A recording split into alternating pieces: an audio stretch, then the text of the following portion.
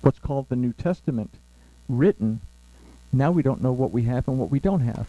And this comes back to this, is that the house of Israel didn't want to do what the house of Yehuda was doing, so they changed it up, and it didn't matter to them whether it was according to the Torah of Yahuwah or not, because Yahuwah and the relationship with Yahuwah became something that you only did at certain times of the day or certain times of the week. A lot like a lot of people today, that the only time I go to church is on Sunday, and that's the only time that I do all that God stuff. The rest of the time is on me. It's a part-time thing. So anyway, but the house of Israel didn't understand this. The result was their total disappearance from history and from time. They separated themselves from Yahuwah because they didn't want to do what Yehuda was doing. The result was they stayed in a permanent state of separation until they basically vanished. Now we can trace our lineage back to 3 tribes. They ended up in the grave, so to speak. So where is the modern day religious kingdoms leading its believers to? That's a question that we have to consider.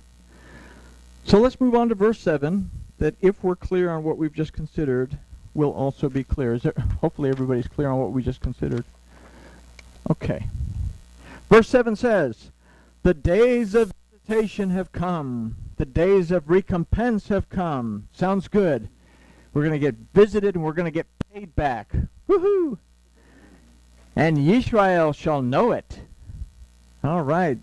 We can totally ignore all that Torah stuff, because we're still going to get paid back and we're still going to get visited.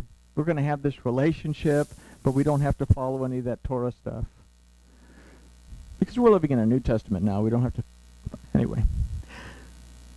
But then it goes on to say, "The prophet is a fool. The man of the Spirit is mad. For the multitude of your iniquity, the enmity is great." I always want to say enmity, but it's enmity. I couldn't figure out why spell check was telling me, hey, you're spelling it wrong. Anyway. So what we read in English is rarely backed up by what the Hebrew says. And I think we've kind of figured that out by now. So let's begin with the phrase, "The days of visitation have come, and the days of recompense have come. Yisrael shall know it." How exciting. So the word for days in this case is yemai. The word for day is yom, but it also refers to a time. So we could consider this phrase to say, the time of visitation has come, and the time of recompense has come. So from this we have to consider that time is helical. It was Yisrael's time, and today it's our time if we don't pay attention and remove the thorns from our garden. Okay? So the word used for of visitation is hapekudah, and the word for recompense is hashelim or hashilum. So aside from visitation, hapekudah also means a reckoning, but from the root pakad means to pay attention, to seek, to look for, to be aware of. And on a more serious note, this word also means to seek in vain, to have lack, and to need. So aside from recompense, hashalum also means retribution, which is a repayment that's required for wrongdoing. The root of this word is shalom, however. That means a covenant of peace, from the root shalom that means peace. So what we can consider from these definitions is that a time of reckoning is coming that will require the house of Yisrael to pay attention and to seek Elohim, because they have been seeking in vain. The previous verse gives us some clues as to why. If they continue to seek in vain, then they will be required to pay the price for their arrogance and iniquity, which will cost them the covenant of peace with Yahuwah.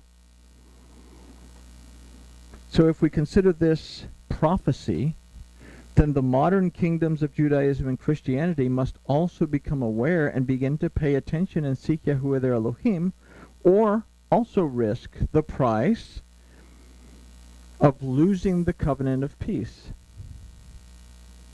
The main thrust is for Yisrael to know, if you have established that Elohim prevails in your life, then you have to be able to recognize this. You have to be able to pay attention, understand what you're reading, and not just something in vain because a teacher or a pastor or a preacher, best-selling novelist, the internet blogger has told you, hey, this is what it is. And we say, oh yeah, okay, I agree totally. But I don't research everything because I don't bother to understand why I believe what I believe. I just believe it. Okay? So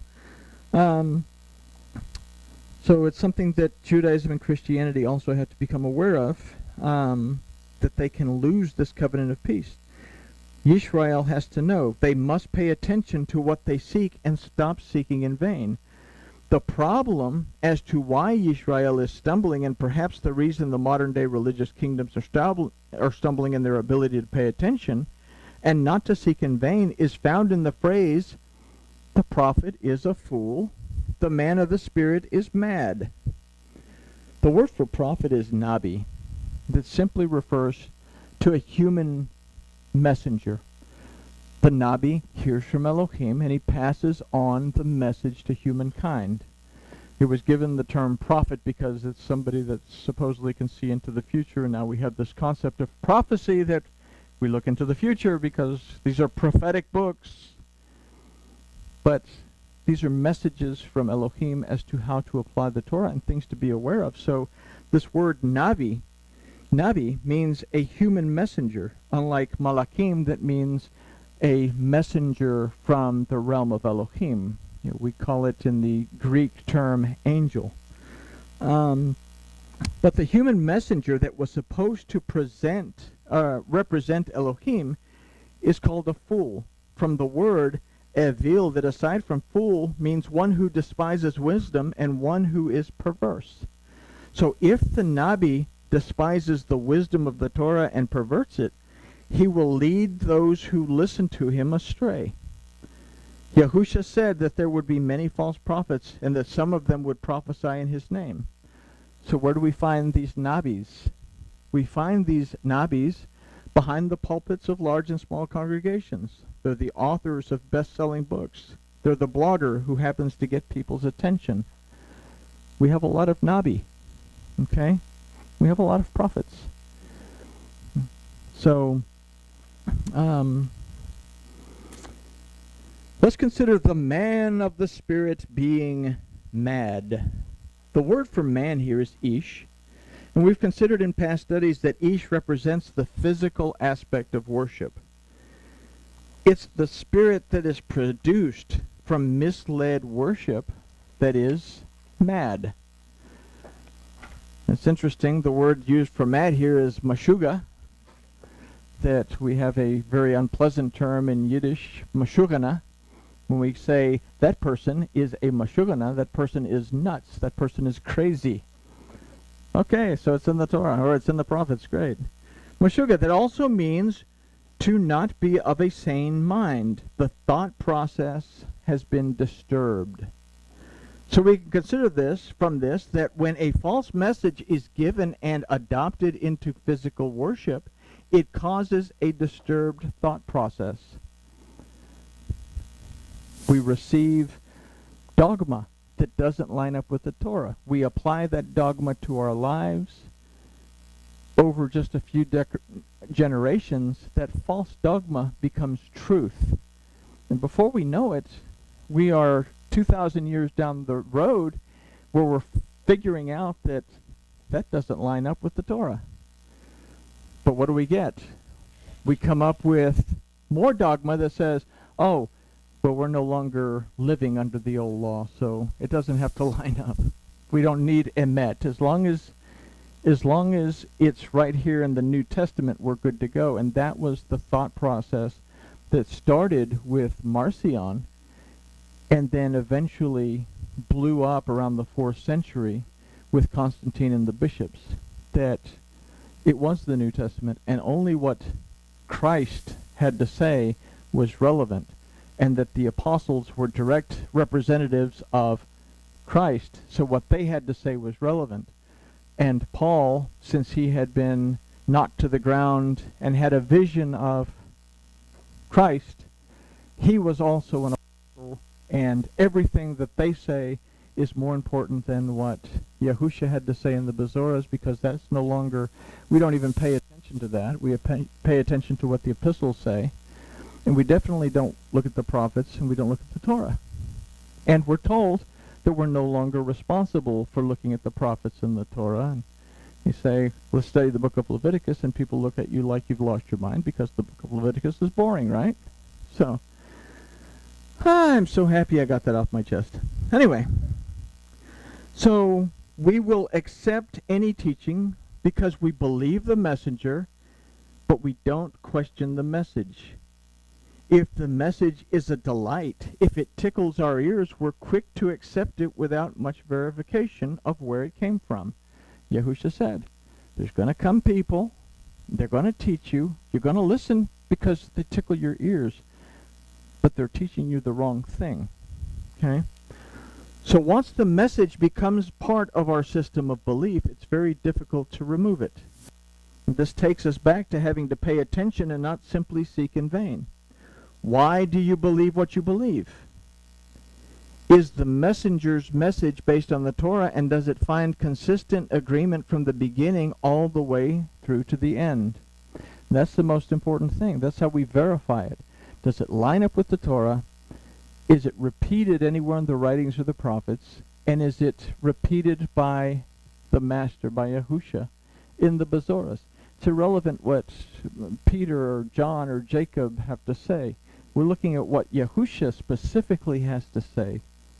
The apostles, so to speak, they had the authority of Yahushua, but Yahushua was the main authority of Seh HaElohim. So that's what we have to base it on. The rest of it's commentary. And sometimes we misinterpret the commentary. We misinterpret Paul because we don't understand the Torah and the prophets. So we don't understand what he's talking about. And we try to make Revelation, the chazon, word that means the vision, we try to turn that into some book of prophecy that says that the Russians and the Syrians and this, that, and the other thing are going to blow everything up.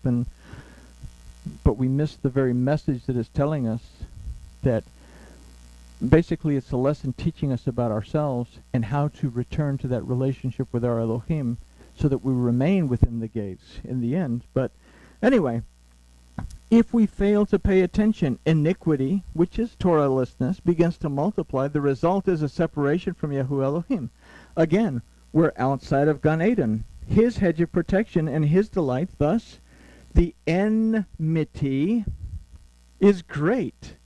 And it's interesting that enmity is a fancy word for separation or division, but it's interesting that the word used for enmity, I'll be able to say that eventually, in this particular verse is mastema. That's the word they use to say it in this verse. And if we go to the book of Yovalim, the book of Jubilees, mastema is the name used to identify the Satan in that book of Jubilees. It was mastema that basically was charged with keeping Yahuwah in line, to make sure that Yahuwah didn't make bad choices. And Yahuwah was all crazy about Abraham. Abraham was great. Mastema says, look, boss, he might appear great, but is he really all that great? Tell him to kill his son. And this is what the book of Yovalim says. So Elohim says, man, I really don't want to, but hey, okay, you're right. You make sure he's not a yes man. So he sets it up. Abraham is ready to kill him. And then the messenger stops him. And it says Mastema was put to shame. But it represents the Satan. It represents the enticements of the Satan that bring separation in this particular word. So the enticements of the Satan delivered by a messenger that we consider to be of Elohim will cause us to be separated from Yahuwah our Elohim if we allow it to tickle our ears. So this takes us back to just because he's a good speaker and he's very convincing. Write notes if you're watching it on YouTube, or take notes from the book, or take notes from the commentary, and make sure that it lines up in agreement with the Torah, the prophets, the writings, and the Bazorah. So we are responsible to know why we believe what we believe. So with that, let's move on to verse 8. Ephraim is a watchman with my Elohim. As for the prophet, a fowler snare is in all his ways. And there's that word again, enmity in the house of his Elohim. So the first phrase, Ephraim is a watchman with my Elohim, or Elohim in Hebrew, is Sofeh Ephraim im Elohai. The word Sofeh is used for watchman.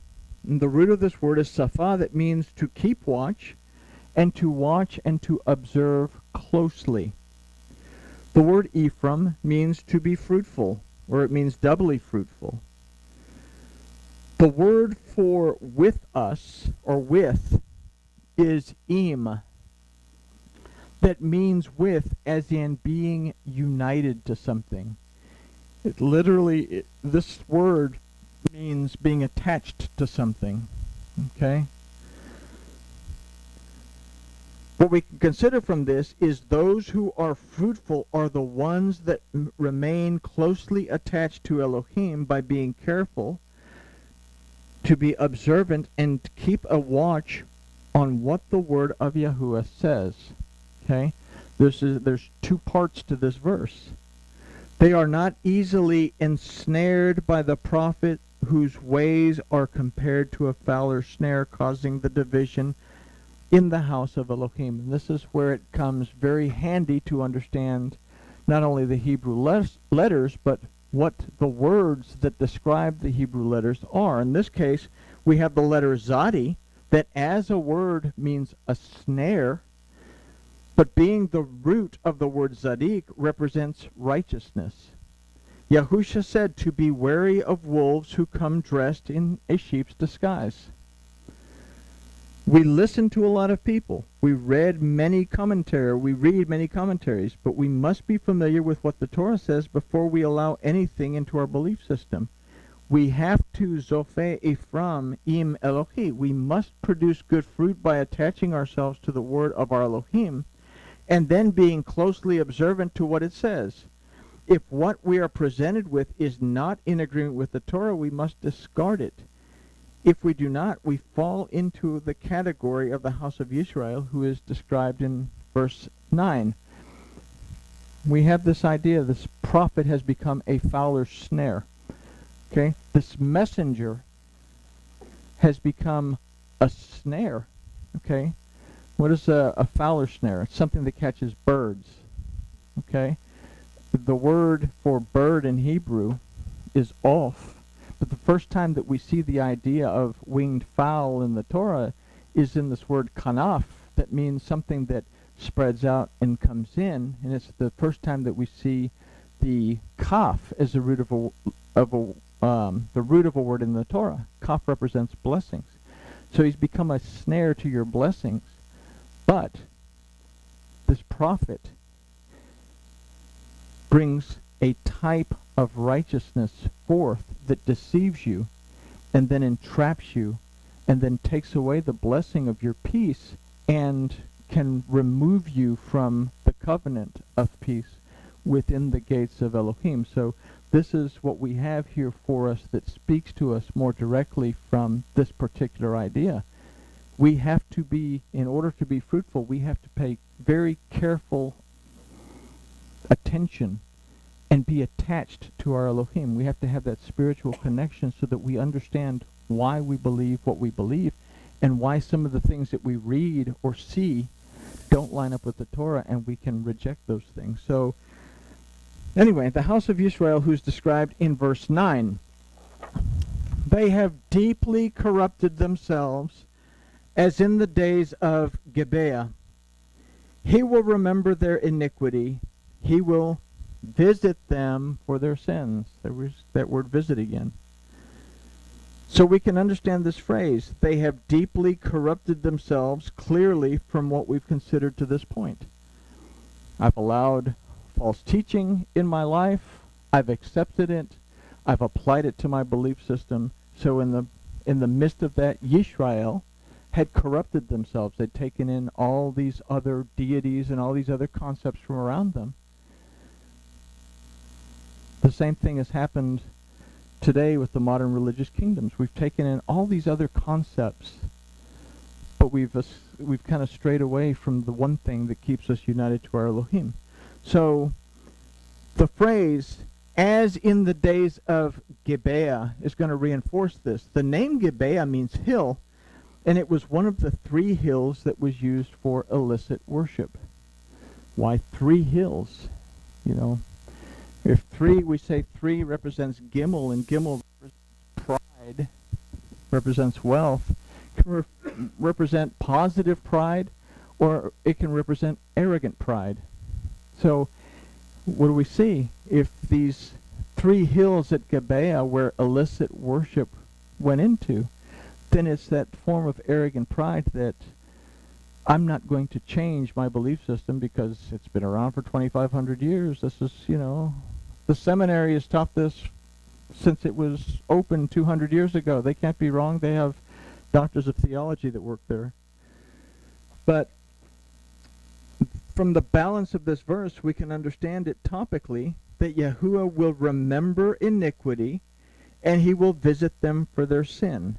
The word again for visit here is pekud, that earlier we considered also meant reckoning, but came from the root pakad that meant to pay attention to seek, to look for, and to be aware of. If it's Yahuwah who's pakud, then Yahuwah will be aware of and will pay attention to sin. Nobody has to know what I'm doing, right? Nobody's going to know what I do. Ultimately, though, if we say that Yahuwah is everything at every time, then we understand that Yahuwah is always present and that Yahuwah is always Elohim. He is the mighty judge who has the authority to redeem, deliver, and restore us, or not. But the choice, ultimately, is ours. Yisrael said, we're not going to do what Yehuda's doing because we don't like them. Instead of saying, we're going to do exactly what Yehuda's doing because we cannot stray away from the worship of Yahuwah, our Elohim. The reason that Yahuwah had chosen Jeroboam, he said, look, I'm going to choose you and I'm going to give you 10 kingdoms. Walk in my ways and I will make you guys special. But immediately Jeroboam went the opposite direction. He didn't listen to Elohim because he was upset with Rehoboam. So he didn't listen to the word of Yahuwah, and that's in 2 Chronicles or 2 Kings, one or the other. But anyway, so Yahuwah will remember iniquity and he will visit them for their sin. He will be aware of and pay attention to sin. So the choice to make teshuvah was totally up to the house of Yisrael, just as it is up to the individual believer who resides in today's religious kingdoms. Is it better to remain behind the walls of a false religious kingdom, or is it better to enter into Yahuwah's hedge of protection and become his delight? Why do you believe what you believe? Are you seeking carefully, paying close attention along the way, or are you seeking in vain, having your vision and clarity obstructed by a false message that causes your thought process to become disturbed? And we finish this with that one question that Elohim asked the Adam that he never got an answer for.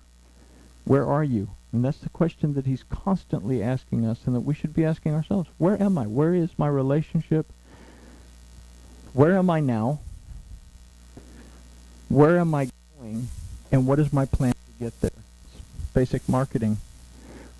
But we apply that to our relationship with our Elohim. And with that, we can say grooviness has been